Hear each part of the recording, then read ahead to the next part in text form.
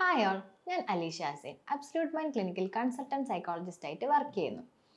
നമ്മൾ അധികമായിട്ട് കേൾക്കുന്ന ഒരു കാര്യമാണ്, അതായത് ചില ആൾക്കാരൊക്കെ പറയും എന്നെ ഇയാൾ ഭയങ്കരമായിട്ട് സ്നേഹിക്കും, പക്ഷേങ്കിൽ ചില സമയത്ത് ഭയങ്കരമായിട്ട് ഉപദ്രവിക്കുക അവഗണിക്കുകയും ഒക്കെ ചെയ്യും. ഇയാളുടെ സ്വഭാവം എന്താണെന്ന് എനിക്ക് മനസ്സിലാവുന്നില്ല, പക്ഷേ ഞാൻ ഇയാളെ അവഗണിക്കാൻ നോക്കുമ്പോഴാണ് ഇയാൾ എന്നെ സ്നേഹിക്കുന്നത്. ഞാൻ ഇയാളെ സ്നേഹിക്കുമ്പോൾ ഇയാൾ എന്നെ അവഗണിക്കും. അപ്പോൾ ഇത്തരത്തിൽ ഉള്ള ആൾക്കാരിൽ നമ്മൾ കാണുന്നൊരു പെർട്ടിക്കുലർ ബിഹേവിയർ ആണെങ്കിൽ സ്വഭാവ രീതിയാണ് നമ്മുടെ നാർസിസം എന്ന് പറയുന്നത്. അപ്പോൾ എന്താണ് ഈ നാർസിസം, അല്ലെങ്കിൽ എന്താണ് ഈ narcissistic personality disorder? Mental health ഡിസോർഡറിൻ്റെ കാറ്റഗറിയിൽ വരുന്ന വ്യക്തിത്വ വൈകല്യത്തിൽ പെടുന്ന ഒരു ഡിസോർഡറാണ് നാർസിസ്റ്റിക് പേഴ്സണാലിറ്റി ഡിസോർഡർ. ഇത്തരക്കാരിൽ അമിതമായിട്ടുള്ള ആത്മവിശ്വാസവും സെൽഫ് ഇമ്പോർട്ടൻസും കൂടുതലായിരിക്കും.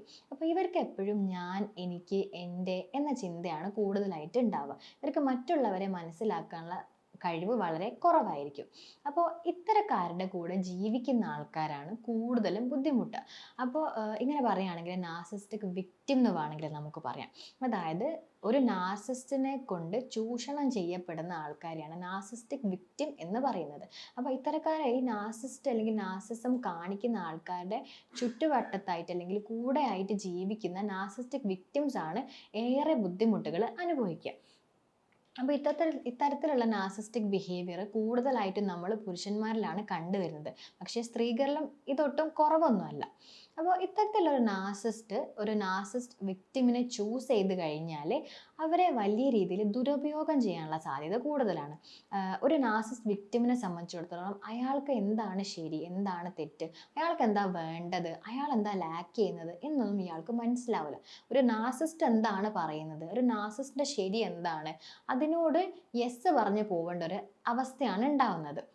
ഇത്തരത്തിലുള്ള നാർസിസ്റ്റ് വിക്ടിമുകൾ ഒരു നാർസിസ്റ്റുമായിട്ടുള്ള ട്രോമ ബോണ്ടിൽ അകപ്പെടണം. അതായത് തങ്ങളെ ബുദ്ധിമുട്ടിക്കുന്ന ആളുമായിട്ട് സ്നേഹബന്ധത്തിൽ ആവുന്ന ഒരു അവസ്ഥേനെയാണ് ട്രോമ ബോണ്ട് എന്ന് പറയുക. അപ്പോൾ ഇങ്ങനെ ട്രോമ ബോണ്ടിൽ അകപ്പെട്ട് കഴിഞ്ഞാൽ ഈ വിക്ടിമിന് വലിയ രീതിയിലുള്ള ആങ്സൈറ്റി, ഡിപ്രഷൻ എന്ന രീതിയിലുള്ള മാനസിക കണ്ടീഷൻസ് ഒക്കെ ഉണ്ടാവാനുള്ള സാധ്യത കൂടുതലാണ്. അപ്പോൾ ഈ നാർസിസം അല്ലെങ്കിൽ ഈ നാർസിസ്റ്റ് എന്നുള്ള പദത്തിൻ്റെ ഉത്ഭവം എന്ന് പറയുന്നത് വളരെ പുരാണമാണ്. അതായത് റോമൻ കവിയായിട്ടുള്ള ഓവിഡിൻ്റെ മെറ്റമോർഫോസിസ് എന്ന് പറയുന്ന കൃതിയിലൂടെയാണ് ഇതിൻ്റെ തുടക്കം.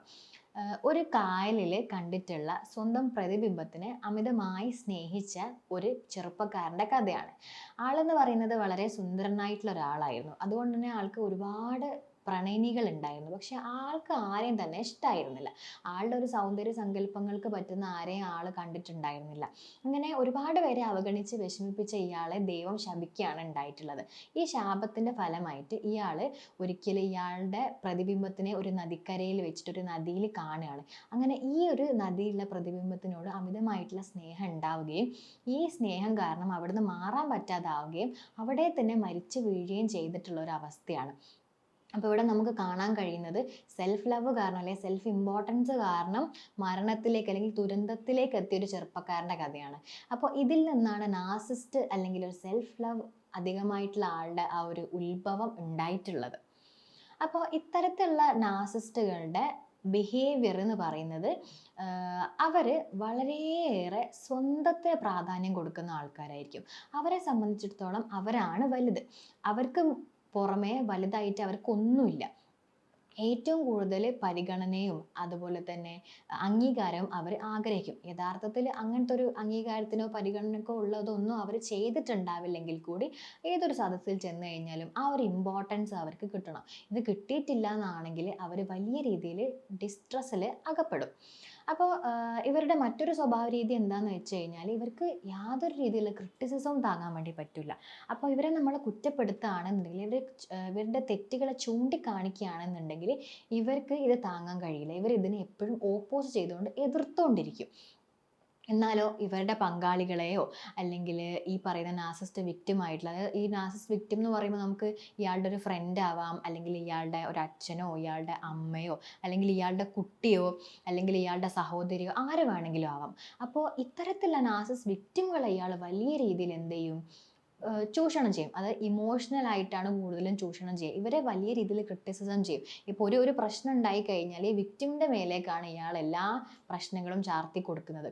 അപ്പോൾ ഈ വിക്ടിമിന് അവിടെ ഒരു സെൽഫ് ഡൗട്ട് വരികയാണ്, ഞാൻ എന്താണ് ചെയ്തത് എന്ന് ആൾക്ക് മനസ്സിലാവാത്ത രീതിയിൽ അത്രയേറെ ഭയങ്കരമായിട്ട് മാനിപ്പുലേഷൻസ് ഇവർ ചെയ്യും. മറ്റൊന്നെന്ന് പറയുന്നത് ഇവർക്ക് അനുകമ്പ അല്ലെങ്കിൽ എമ്പതി എന്ന് പറയുന്ന ഒരു സാധനമേ ഉണ്ടാവില്ല. അതുകൊണ്ട് തന്നെ ഇവരുടെ വാക്കുകളും പ്രവർത്തികളും ഒക്കെ മറ്റുള്ള ആൾക്കാരെ വലിയ രീതിയിൽ വേദനിപ്പിക്കും. അപ്പോൾ ആ ഒരു വേദന ഇവർക്ക് ശരിക്കും ഒരു സുഖമാണ് കിട്ടുന്നത്. മറ്റൊരാളെ വേദനിക്കുന്നതിലൂടെ ഒരു സുഖം അനുഭവിക്കുന്ന ആൾക്കാരാണ് ഇവരിൽ കൂടുതലും. ഇവരിൽ കാണപ്പെടുന്ന മറ്റൊരു സ്വഭാവം എന്ന് പറഞ്ഞു കഴിഞ്ഞാൽ ഇവർ വലിയ രീതിയിലുള്ള അധികാരമോഹികളായിരിക്കും. ഇവർക്ക് സ്ഥാനം, അധികാരം എന്നുള്ളതിനോടൊക്കെ ഭയങ്കര അനുകമ്പയായിരിക്കും. കാരണം ഒരു സ്ഥാനവും അധികാരമൊക്കെ കിട്ടിക്കഴിഞ്ഞാലാണ് ഇവർക്ക് ഡൊമിനൻസ് ഉണ്ടാവുക. അതായത് ഏറ്റവും വലിയ ഒരു പദവി അത് അവരെപ്പോഴും ആഗ്രഹിച്ചുകൊണ്ടിരിക്കും. അതിന് വേണ്ടിയിട്ട് അയാളുടെ കൂടെയുള്ള ആൾക്കാരെ, അയാളുടെ കൂടെ ജീവിക്കുന്നവരെയും മറ്റുള്ള ആൾക്കാരെയൊക്കെ വലിയ രീതിയിൽ ഇയാൾ എന്ത് ചെയ്യും, ചൂഷണം ചെയ്യും. സ്വന്തം ആവശ്യങ്ങൾക്ക് വേണ്ടി മാത്രം, അതിനു വേണ്ടി മാത്രമുള്ള കരുക്കളായിട്ട് മറ്റാൾക്കാരെ ഇവർ കാണും. ഇത്തരത്തിലുള്ള നാർസിസ്റ്റുകൾ ഉണ്ടാവാനുള്ള കാരണം, അല്ലെങ്കിൽ ഇത് ഈ ഒരു നാർസിസ്റ്റിക് പേഴ്സണാലിറ്റി ഡിസോർഡർ ഡെവലപ്പ് ആവാനുള്ള കാരണത്തിലൊന്നാണ് ജനിതക ഘടകം.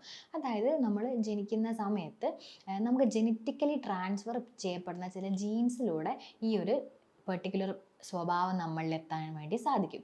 മറ്റൊന്നെന്ന് പറയുന്നത് നമ്മുടെ പാരൻറ്റിങ് സ്റ്റൈലാണ്. അതായത് അമിതമായിട്ട് ഒരു കുട്ടിക്ക് ഇമ്പോർട്ടൻസ് നൽകി അമിത പ്രശംസയും അമിത സ്നേഹവും നൽകി ഒരു കുട്ടിയെ വളർത്തുകയാണെന്നുണ്ടെങ്കിൽ അവരിൽ ഒരു particular type of narcissism develop ആവും.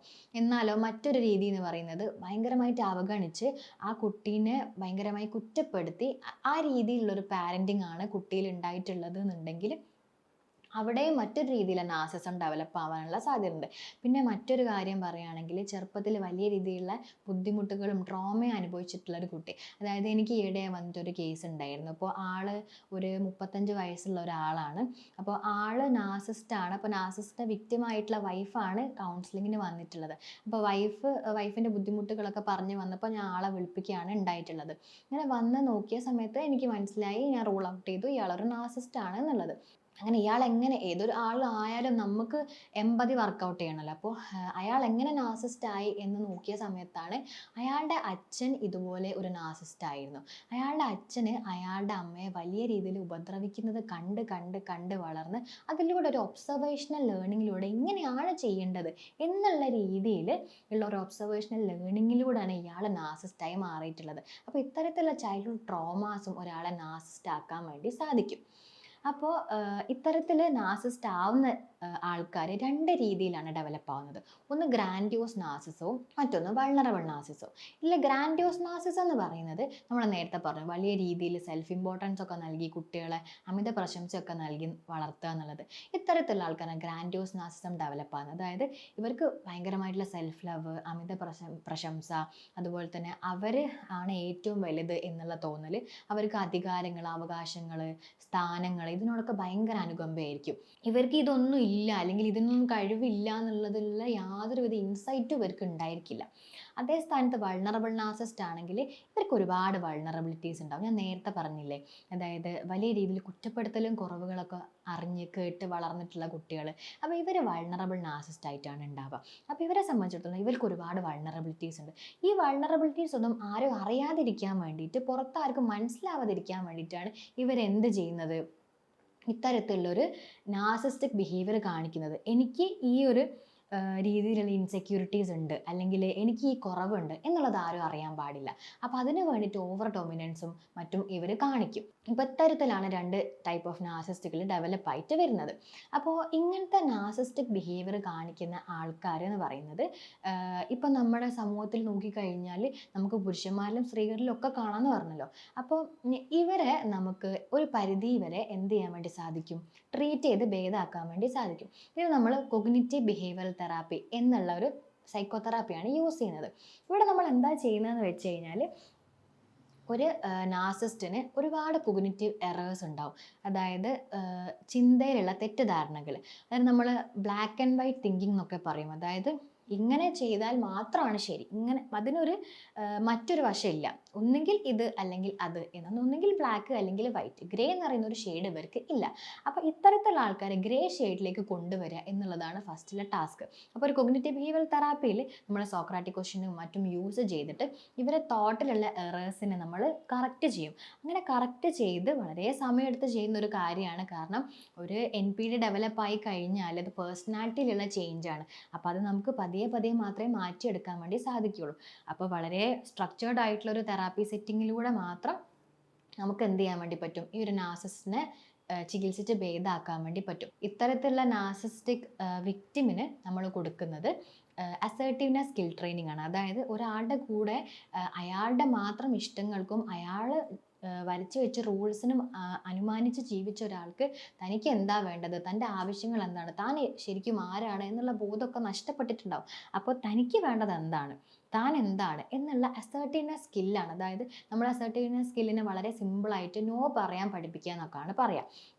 അപ്പോൾ ഈ രീതിയിൽ ആ കുട്ടിയിൽ അല്ലെങ്കിൽ ആ ഒരു വ്യക്തിയിൽ അസേർട്ടീവ്നെസ് സ്കിൽ ട്രെയിനിങ് കൊടുത്തുകൊണ്ട് ഒരു നാർസിസ്റ്റിൻ്റെ കൂടെ ജീവിക്കാൻ ആളെ കെൽപ്പാക്കുന്ന രീതിയിലേക്ക് നമ്മൾ മാറ്റും.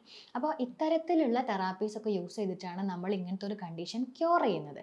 അപ്പോൾ ഇത്തരത്തിലുള്ള ഒരു ബുദ്ധിമുട്ട് അനുഭവിക്കുന്ന ആരെങ്കിലും നിങ്ങൾക്ക് അറിയാമെങ്കിൽ, അല്ലെങ്കിൽ അങ്ങനെ ഒരാളാണ് നിങ്ങൾ എന്നുണ്ടെങ്കിൽ തീർച്ചയായിട്ടും നിങ്ങളൊരു സൈക്കോതെറാപ്പി എടുക്കണം.